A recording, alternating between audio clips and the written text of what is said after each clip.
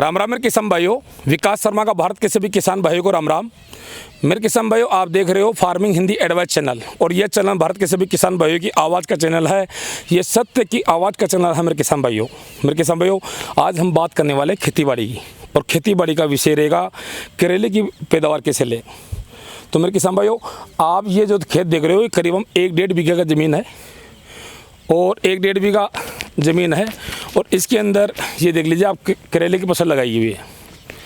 और ये करेले की फसल बहुत ही शानदार फसल है, और इसके अंदर ये आप देखोगे तो किसी भी प्रकार का रोग नहीं है। जो किसान ने जो ये करेले की जो पैदावार कर ली है, बहुत ही अच्छी तरह से सोच समझ कर ली है इन्होंने, और पूरी ये फसल ऑर्गेनिक तरीके से इन्होंने करी है। दूसरी बात क्या है, ऑर्गेनिक तरीके से अगर आप फसल करोगे करेले की, तो उसमें क्या होगा कि साइड इफेक्ट नहीं होगा।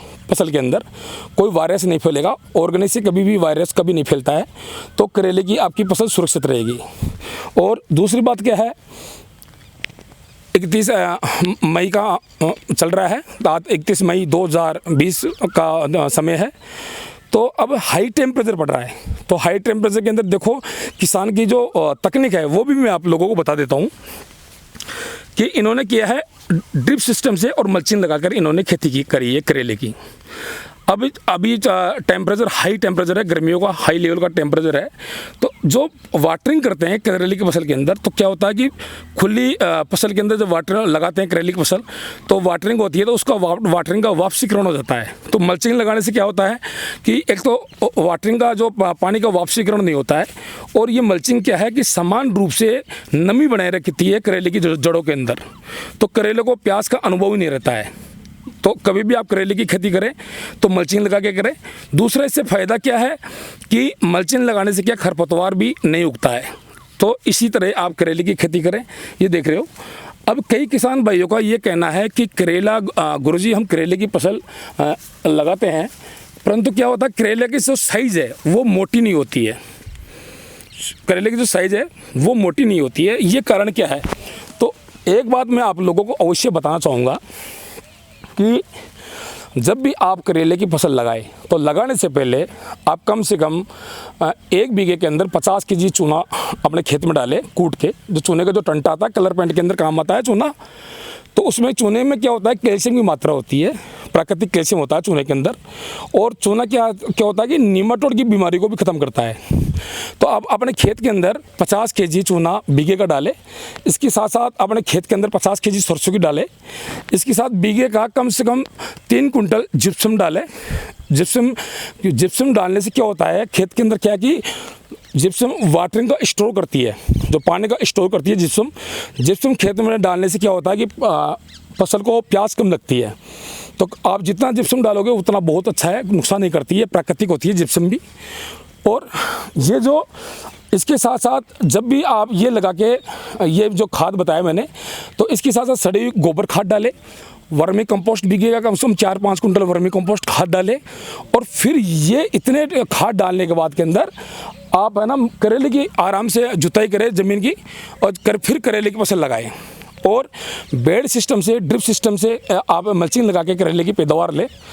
अब रही बात समय की, जब ये आपका करेला करीबन 20 से 25 दिन का हो जाए, तब आपको ऑर्गेनिक दवाइयों का सहारा लेना है। मतलब घर के अंदर ऑर्गेनिक घोल, जैसे चावल से मैंने कई बार ह्यूमिक एसिड बनाया था, तो आप इसमें ह्यूमिक एसिड पे ध्यान दो, आप बोरोन के ऊपर ध्यान दो, एमिनो एसिड के ऊपर ध्यान दो। मतलब 1 महीने के अंदर 2 बार ह्यूमिक एसिड देना है आपको, 1 महीने के अंदर 2 बार बोरोन की मात्रा देनी है, और 1 महीने के अंदर एमिनो एसिड की मात्रा देनी है 2 बार। तो ये जो बोरोन, एमिनो एसिड और ह्यूमिक एसिड है, ये प्राकृतिक होने चाहिए, जैविक तरह से घर में बनाए हुए हैं।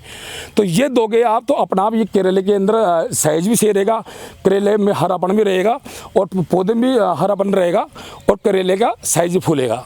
अब दूसरी बात क्या है कि और भी जैसे वर्मीवास है,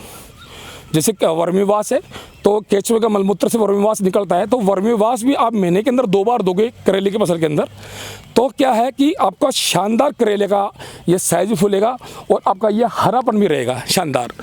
अब क्या है कि भारत के अंदर और भी कई ऐसे भी किसान होते हैं जो रासायनिक खादों का उपयोग में लेते हैं, जिससे करेले की फसल में वायरस आता है गर्मी के अंदर। इसी प्रकार ये जो किसान है, तो इन किसान से भी हम मिलाने जा रहे हैं। सबसे पहले आपका नाम बताइए। कजोड़मल जाट। कजोड़मल जाट है नाम आपका? हाँ जी। तो ये आपने फसल कब लगाई थी? ये लगाई थी अप्रैल में, 15 अप्रैल के लगभग। 15 अप्रैल को। और आज क्या तारीख क्या हो रही है? अभी हो रही है मई, हो रही है 31 मई। 31 मई हो रही है। हाँ जी। तो करीबन ये 45 दिन की फसल हो गई आपकी? जी सर। तो ये आपने वेराइटी कौन सी लगाई है? ये ड्यूफ्लोरा का है, नव्या। ड्यूफ्लोरा का नव्या ये प्रोडक्ट है, बीज है। नव्या बीज। हाँ। ड्यूफ्लोरा मतलब ड्यूफ्लोरा कंपनी हो गई। हाँ। और नव्या प्रोडक्ट का नाम हो गया जी। ये लगाया आपने। और करेले की खेती करते हुए आपको कितने दिन हो गए इसे? सर पिछले 3-4 साल से कर रहे हैं। 3-4 साल से कर रहे हो आप जी। तो ये पैदावार कैसी ले लेते हो आप? गर्मी के मौसम के अंदर करेले की कैसी डिमांड रहती है?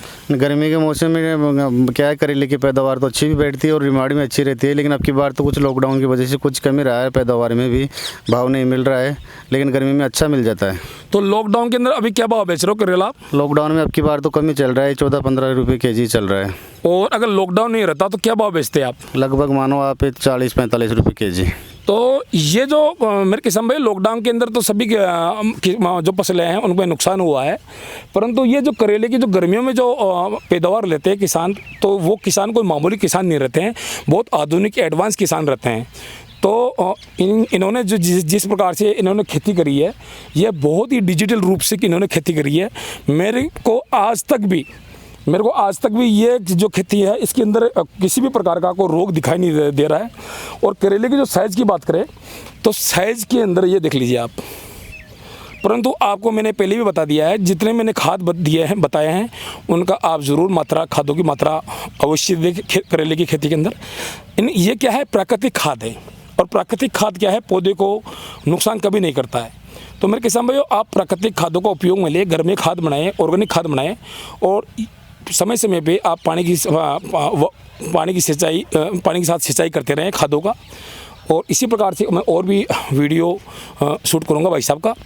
तो धन्यवाद मेरे किसान भाइयों, ये वीडियो बड़ा हो जाएगा तो आप मेरे इस वीडियो को लाइक करें, शेयर करें, सब्सक्राइब करें, और बगल में जो बेल घंटी है उसको भी आप जरूर दबाएं, जिससे मेरे नए कृषि संबंधी वीडियो आप तक आसानी से पहुँचे।